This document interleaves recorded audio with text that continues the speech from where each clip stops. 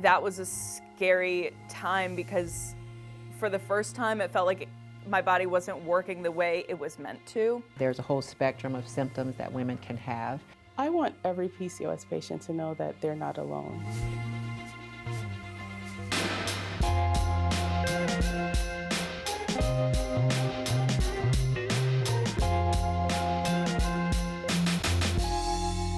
My name is Savannah Levins. I'm an investigative reporter here at 11 Alive.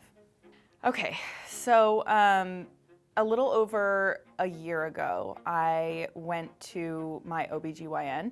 It was just a regular checkup, like an annual checkup, and she asked me how long I had been on the birth control pill. It had been many, many years. In fact, I got on the pill when I was about 14, 15 years old. So she seemed like a little bit surprised by that and just said, you know, if you're thinking about starting a family in the next couple years, you might want to come off the pill. So I came off the pill and was told that my cycle would regulate in like a couple months, but 6 months later, it still hadn't. And also in that time, I gained like 30 pounds, which was very concerning for me. So I was going to my primary care doctor and, you know, he said, well, just, you know, eat less carbs.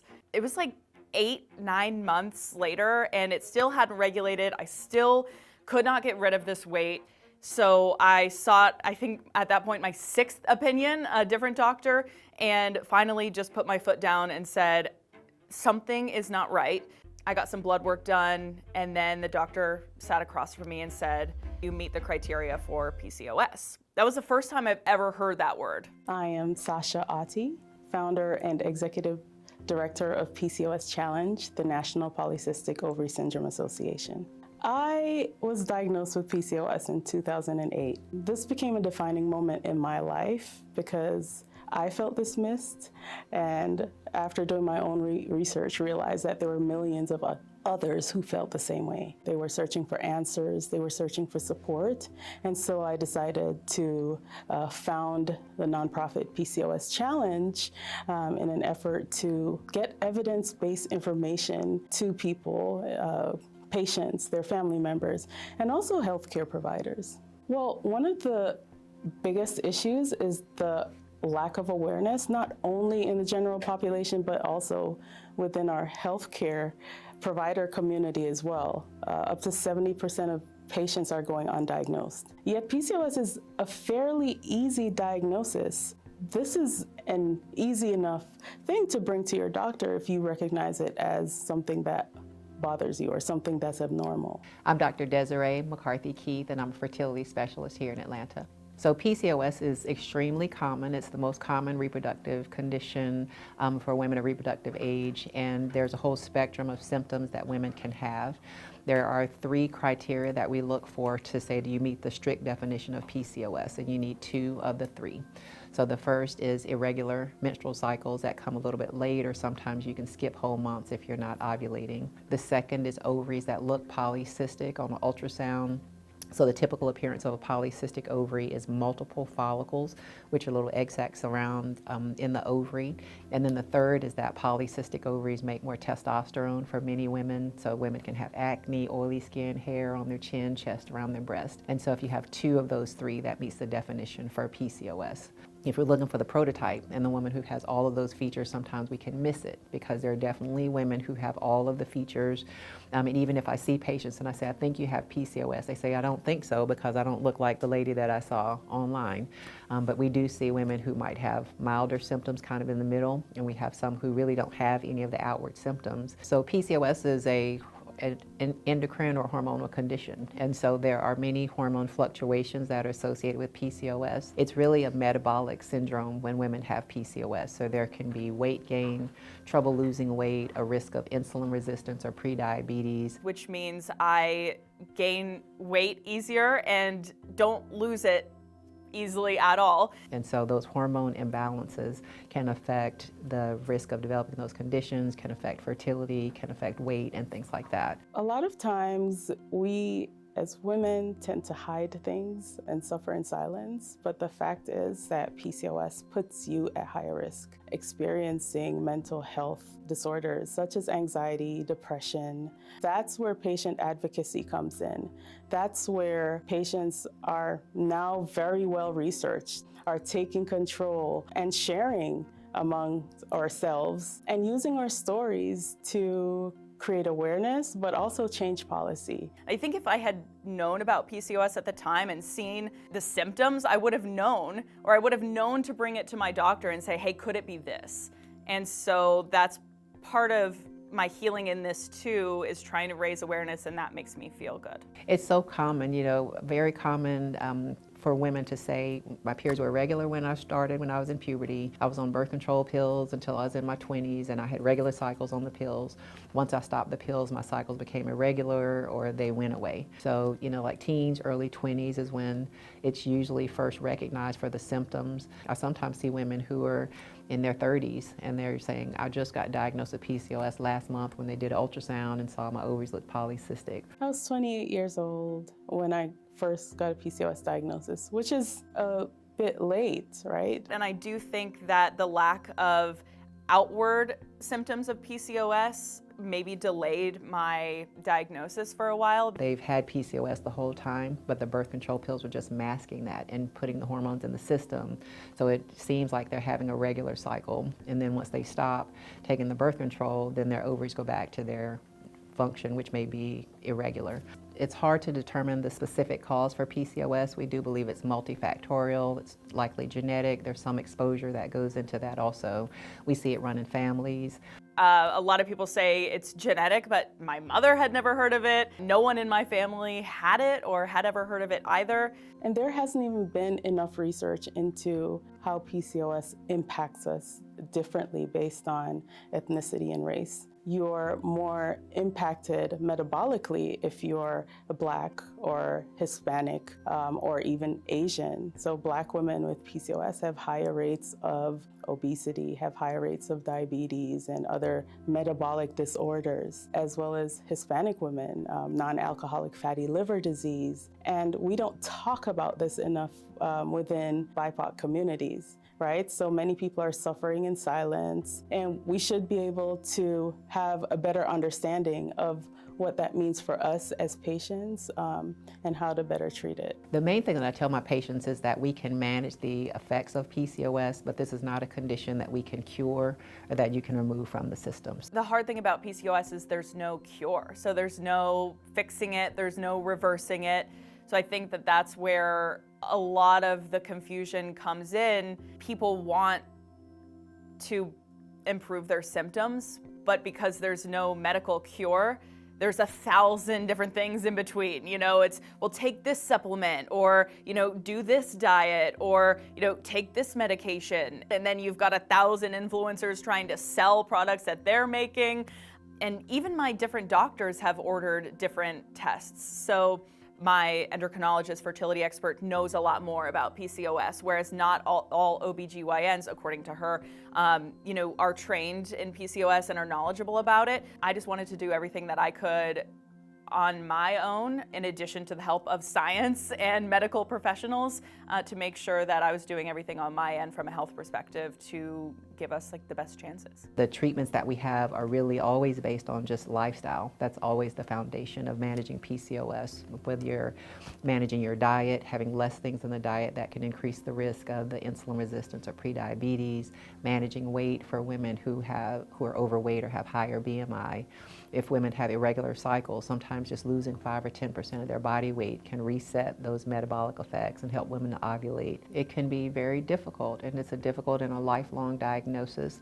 It is very common, so there's a lot more awareness and support for women who are going through, but you really have to have your support group and seek providers who understand the condition and can help you manage some of the effects that you have of PCOS. I think it's really important that we change our mindset on how it is to be supportive. So what we can do is try to adjust and adapt even our own lifestyles to support our loved ones with PCOS. In order to be supportive, everyone should be eating the healthiest way possible. all family members can partake in together without singling out someone because she has a condition or a disorder. My support system is my family. Yeah, my husband has been really awesome through this. He, was with me when I got my diagnosis. I went from that relief to sadness and fear pretty quickly, and he was able to be there for me and support me through it. He's learned with me. He's cooked PCOS-friendly recipes, and we've bought cookbooks together.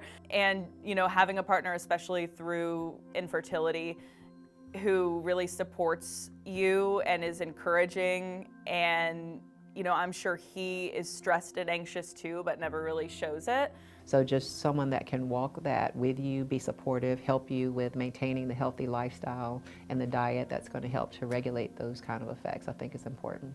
When I first got the diagnosis, and I was first dismissed by my OBGYN, she told me to come back to see her when I want to get pregnant, not to worry about not having my periods. Then she sent me to my endocrinologist, who told me to come back to see him in 6 months after I've lost weight. The onus was on me to figure out how to best navigate this condition. During my pregnancy with hypertension, it was a risky pregnancy, a cesarean delivery, and I was a statistic. The statistics that we've always kind of rattled off about PCOS. I had multiple pregnancy-related complications. Within 5 days of being discharged, was diagnosed with postpartum preeclampsia, which we know is connected to PCOS. About almost a month after giving birth, I finally said, enough is enough. And they did an ultrasound, they took my blood, but then the ultrasound showed that there was retained products of conception, retained placenta. Even though I had a C-section, the placenta hadn't been removed or moved all the way. It all came full circle. It felt to me like Black women, mothers, aren't taken seriously. Our lives are not taken seriously enough. That's how I felt. I felt dehumanized. I say all of this to say that you're a Black woman, you're at high risk for complications in the healthcare system. If you're a Black woman with PCOS who is pregnant or has recently given birth, really high risk. And I'm not saying this to scare people. Too many of us become statistics. It doesn't matter what your education level is. It doesn't matter what your status in life is. It just doesn't matter. We're always constantly having to advocate for ourselves. I always say advocate for yourself. If you go to any provider and you're asking questions and you do not feel like your needs are being addressed, seek another provider. Seek someone who shares your values, seek someone who you have something in common with that looks like you or has lived the same experiences as you, so that when you express yourself, they are actually seeing you as the person and not kind of just looking, checking the boxes and going on through. Don't let your symptoms just be ignored. If you know your body and you feel like something is not right, seek a provider, talk to someone, get answers to your questions. I would just say advocate for yourself, trust yourself. Medical professionals are incredible people. They're highly educated people, and you should always refer to them. But your one doctor might not be the be-all, end-all. Medical gaslighting is a very real thing. There's data to support this, particularly with women, especially women of color. So standing up for yourself and speaking up when you know something isn't quite right. And if you're not getting the answers that you want, going to someone else. I think in the time when I was searching for answers and didn't have one, that was a scary time, because for the first time it felt like my body wasn't working the way it was meant to. And now that I do have a diagnosis, I think the biggest thing I've had to grapple with emotionally is feeling like I'm broken. And I think, the reason that I want to be so open about this and that I'm so emotional about this is because I think a lot of people with PCOS share that sentiment. And so through a lot of therapy and conversations with family and friends who support me, you know, I'm coming around on that and realizing that that's not the case, that I'm not broken.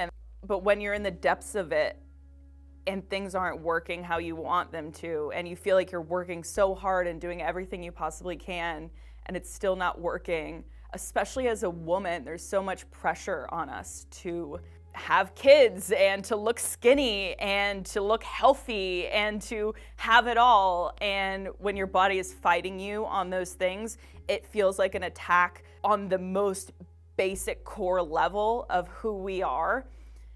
But I also think I've come around to realizing that a lot of that was just intrinsically ingrained in us from the time that we're little girls, and it's not a healthy way to think, that we have to function this certain way, that we have to do these certain things. And one of the things that made me feel better was realizing how many people are dealing with this. And in these PCOS communities, they refer to it as a sisterhood, CYST. You know, it's just a very supportive community, and realizing how common this is and that I'm not alone, I hope that that's a gift that I can offer to other people. Now this is a global movement.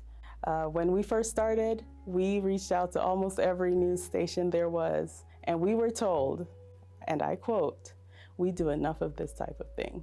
And it's all because patients took charge, right? Patients use their frustrations, use their stories. So we're working with government agencies, FDA, CDC, NIH, all of them, to lay the foundation for making progress to ultimately, of course, improve outcomes for PCOS patients, but that, you know, some of these challenges that we face today will be just that, of the past.